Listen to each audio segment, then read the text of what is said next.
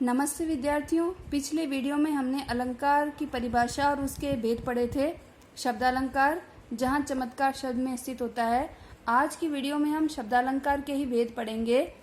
शब्दालंकार का पहला भेद है अनुप्रास अलंकार।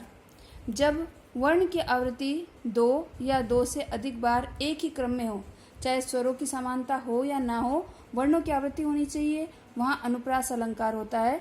उदाहरण देखिए, कानन कठिन भयंकर भारी। यहाँ पर कै वर्ण 2 बार आया है और भय वर्ण दोनों बार आया है। दोनों में स्वरों की समानता नहीं है, लेकिन वर्णों की आवृत्ति हो रही है, इसीलिए यहाँ पे अनुप्रास अलंकार है। अनुप्रास अलंकार के 4 भेद हैं। पहला है छेकानुप्रास। जहाँ वर्ण 2 बार आए अर्थात वर्ण की एक ही बार आवृत्ति हो, वहाँ छेकानुप्रास अलंकार होता है। उदाहरण से समझिए, अति आनंद मगन महतारी। यहाँ पर ए वर्ण 2 बार आया है और मैं वर्ण 2 बार आया है, अर्थात ए की एक बार आवृत्ति हो रही है वर्ण की और मैं वर्ण की एक बार आवृत्ति हो रही है। यहाँ पर छेकानुप्रास अलंकार होगा। अनुप्रास का दूसरा भेद है वृत्त्यानुप्रास। जब वर्ण 2 से अधिक कितनी बार भी आए तो वहाँ पे वृत्त्यानुप्रास होता है। भाषा, भाव, भेष, भोजन में भारतीयता का अभिमान। यहाँ भय वर्ण 5 बार आ रहा है, यानी कि 4 बार उसकी आवृत्ति हो रही है, तो 2 से अधिक कितनी बार भी आवृत्ति वृत्त्यानुप्रास में हो सकती है। तीसरा भेद है श्रुत्यानुप्रास। जहाँ एक ही उच्चारण स्थान वाले अधिक वर्ण हो, वहाँ पर श्रुत्यानुप्रास होता है। उच्चारण स्थान अर्थात कंठ, तालु, मूर्धा, दंत, ओष्ठ, ये जो उच्चारण स्थान है उनसे उच्चरित होने वाले एक से अधिक वर्ण अगर आए तो वहाँ पर श्रुत्यानुप्रास होता है। उदाहरण देखिए, दिनांत था, थे दिननाथ डूबते। द, थ, द, न, ये दंत्य वर्ण है और एक ही उच्चारण स्थान से उच्चरित है, इसलिए यहाँ पे श्रुत्यानुप्रास अलंकार होगा। अंतिम भेद इसका है अंत्यानुप्रास। जैसा कि शब्द में निहित है, अंत में अनुप्रास हो, वहाँ पे अंत्यानुप्रास होता है। छंद की पंक्ति के अंत में स्वरों की आवृत्ति हो, वहाँ पे अंत्यानुप्रास अलंकार होता है। उदाहरण देखिए, रघुकुल रीत सदा चली आई, प्राण जाए पर वचन न जाए। पंक्ति के अंत में आई और जाई में आई जो स्वर है वो दोनों में समान है, इसलिए यहाँ पे अंत्यानुप्रास होगा। शब्दालंकार का दूसरा भेद है यमक अलंकार।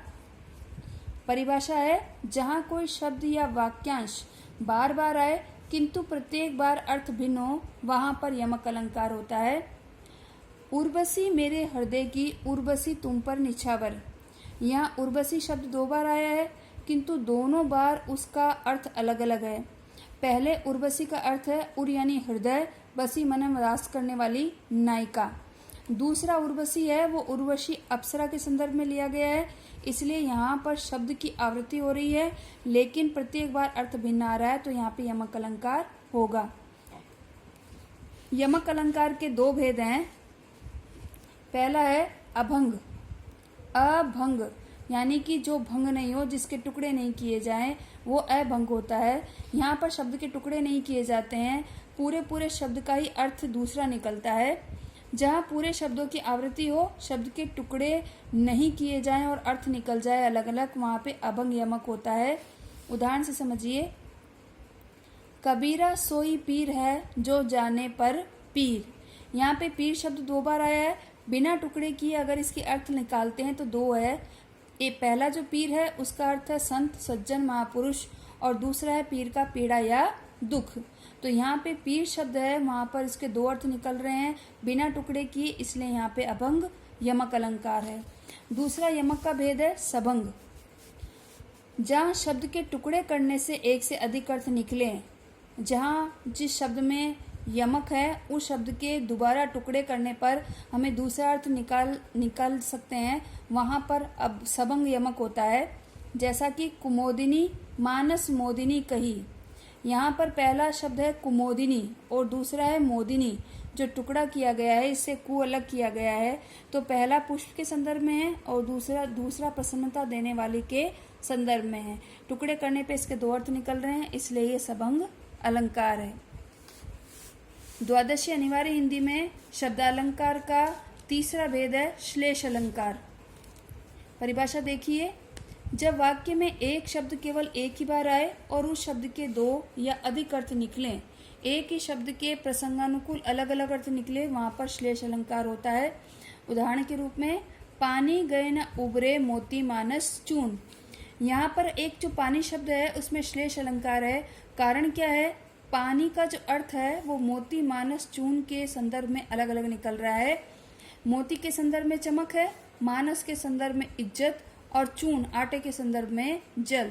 तो एक ही पानी शब्द के अलग अलग संदर्भ में तीन अर्थ निकल रहे हैं, इसलिए यहाँ पे श्लेष अलंकार है। श्लेष के भी दो भेद हैं।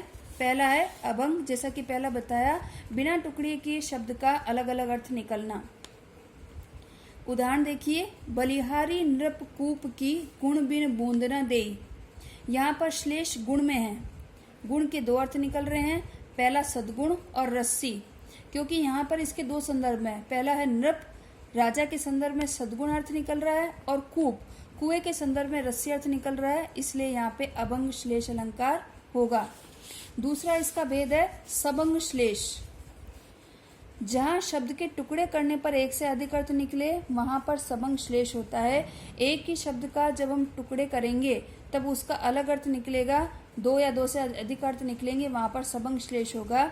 उदाहरण के रूप में अजो त्र्योना ही रहो श्रुति सेवत इक अंग। यहाँ पे जो त्र्योना शब्द है उसमें श्लेष अलंकार है। कारण क्या है? यहाँ पर इस शब्द के दो अर्थ निकल रहे हैं, पहला है कर्णफूल और दूसरा है उद्धार नहीं होना या तरा नहीं। लेकिन इन दोनों अर्थों को लेने के लिए हमें शब्द के टुकड़े करने पड़ेंगे। पहला त्र्योना पूर्ण जो शब्द है उसका अर्थ है कर्णफूल, और दूसरा जब हम करेंगे तर्यो ना, इसके टुकड़े करेंगे तब अर्थ निकलेगा तरा नहीं, अर्थात उद्धार नहीं हुआ। तो इस शब्द के टुकड़े करने पे दो अर्थ निकल रहे हैं, इसलिए यहाँ पे सबंग श्लेष है। धन्यवाद।